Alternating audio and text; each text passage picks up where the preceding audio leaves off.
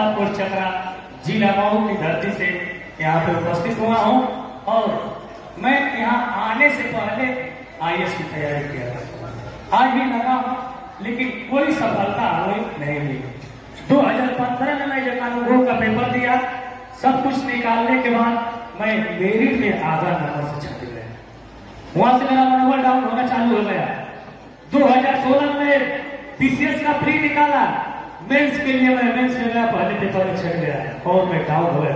मेरा हौसला गिरता गया नीचे और लग रहा था कि हमारे जीवन में कहीं उजाला नहीं, चारों तरफ अंधेरा ही अंधेरा दिख रहा है। 2018 में मैंने BTC का एडमिशन ले लिया। 2018 में BTC का एडमिशन लेने के बाद और फाइनल हुआ 2021 में। जो 28 नवंबर को पेपर था वो लीक हो गया, TT का। जब वो लीक हो गया, वो पेपर हुआ 23 जनवरी 2022 में। उसमें मैंने फाइट कर लिया, फाइट करने का सदगुरु बनाया 2020 में। सबसे पहले 29 अगस्त 2020 में हम सदगुरु बना लिए और उसके बाद से 2021 में हमने TT सदगुरु के कृपा से ही फाइट किया। इसलिए कि जब पेपर आउट हुआ तो हमको 29 दिसंबर से 1 महीने तक मैं डिप्रेशन में चला गया। ये नहीं लग रहा था कि अच्छे टेट निकलेगा, यूपी टेट हम निकाल पाएंगे। जब हमारा प्रवेश पत्र लॉन्च हुआ तो हम अपने व्हाट्सएप के द्वारा अटल जी महाराज के यहाँ भेज करके और सदगुरु जी के पास भेजवाए, जिससे हमारा टेट निकल गया। और मैं पूर्ण रूप से विश्वास करता हूं कि इस बार मैं सुपर टेट भी फाइट करूंगा। इसके बाद तक एक मेरे शैक्षिक जीवन का रहा और मैं अपने घर की एक बहुत दर्दनाक घटना बताने जा रहा हूं, जो कोरोना काल में मध्य में हुआ था।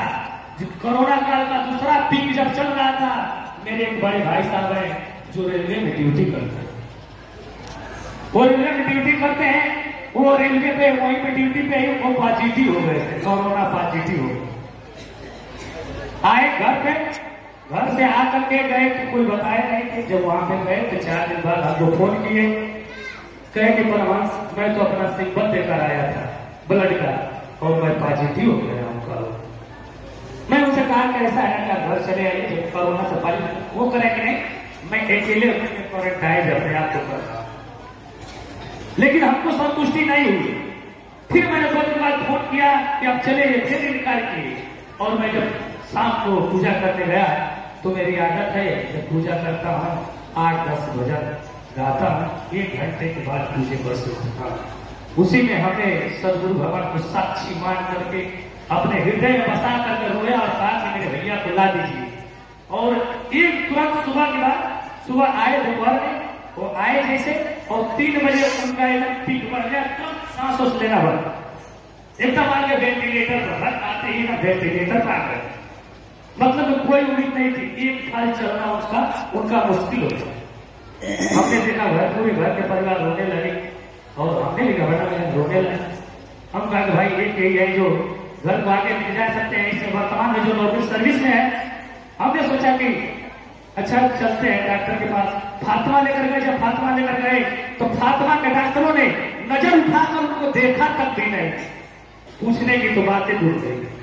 मैं अपने घर से सुबह तुरंत गाड़ी से चला और मैं इतना तेज आया कि आश्रम तो मात्र 45 किलोमीटर का रेंज है और मैं 1.5 घंटे में आश्रम पे आ गया।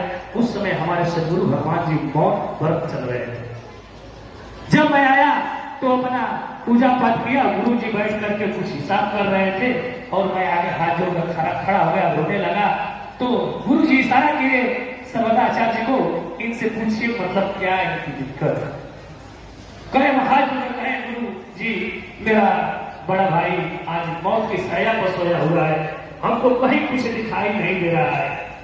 गुरु जी उसमें मौन व्रत थे, बोल तो रहे नहीं थे, हमको प्रसाद दिए और बस ऐसे मैं समझ गया, मेरे दिल में अंदर आवाज आई कि गुरु जी कह दिए कि जाओ वो ठीक हो जाएगा। और हमको ऐसे किए और तुरंत मैं गाड़ी में बैठा और बड़हलगंज से मैं 1 घंटे में चकरा पहुंच गया। हमको समझ में नहीं आ रहा था मेरी गाड़ी किस गति से चल रही थी। और गया, तुरंत को प्रसाद खिलाया और ये मैं कहा कि वो आप ठीक हो जाएंगे। फिर शाम को मैंने पूजा किया, भजन किया उसके बाद में वो बड़े भाई साहब मेरे रात में सोए तो स्वप्न में देखे कि सदगुरु जी महाराज जाकर के उनको इंजेक्शन लगा। तो सुबह हुए तो बोले कि परमहंस आपके गुरु जी आए थे और हमें इंजेक्शन लगाया। हम कहें जब इंजेक्शन गुरु जी लगा दिए अब कैसा फील हो रहा है? कर रहा है कि लग रहा है।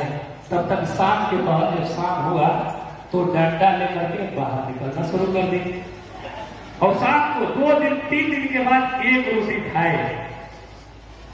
फिर दूसरे दिन आए तो फिर गुरु जी आए थे, हमको देख करके हाल चाल पूछ कर गए। तब मैं समझ गया कब ये सदगुरु के कृपा से ही वो बचे हैं, अन्यथा कोई शक्ति से कोई डॉक्टर उनको बचाने वाला नहीं था। एक वेंटिलेटर बचने नहीं था।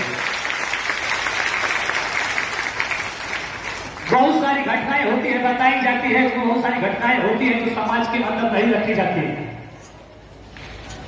6 जनवरी 2022 को मेरे साथ ऐसी घटना हुई थी शायद अगर मैं सदगुरु चरण में नहीं रहा होता तो एक आत्महत्या हमको करना पड़ा होता या किसी और की हत्या करनी पड़ जाती है। मैं बहुत विवश हो गया अपने जिंदगी से ताकि मैं सदगुरु बना लिया। ये भरोसा था जब हमको कहीं नहीं मिला ठिकाना तो मैं सदगुरु के चरण को पकड़ कर कस के पकड़ कर मैं अपने हृदय में सटा कर लेकर सो गया। अरे यार और ये घड़ी लगा दी कि सदगुरु जी मेरा एकदम दुख में काट एकदम बचे नहीं। आज वो समय आ गया है भाई, दोस्त भक्त माँ के भक्त कि मेरा वो दुख आज दूर होने वाला है। यही समझ आज इसी नवरात्र में मैं जानता हूं आज के बाद से जब वो दुख आया था तो मैं समझ गया था कि इससे बड़ा दुख आने वाला नहीं है। यही ठीक समय है कि सदगुरु जी के चरण और कस के पकड़ ले ताकि हम छूटे ना, कहीं गिरे ना और मेरी नैया भाव से पार हो जाए। आज पार हो गई, आज मेरी नैया पार हुई सदगुरु के कृपा से, जिसका मुझे 9 महीने इंतजार करना पड़ा। लेकिन इंतजार हम तो लगे थे चरण से चिपके थे। मैं जानता था कि ये एक दिन मेरी नैया जरूर पार होगी और हो गई मेरी नैया। सदगुरु चरण की। इसी प्रकार मैं अपने वाणी को विराम देते हुए और आप सभी मात्र भक्त को कोटि कोटि नमन करता हूं और परम पूज्य सदगुरु के चरणों में सदा श्रद्धा समाप्त अर्पित करते हुए मैं उनके चरणों को चूम प्रणाम करता हूं।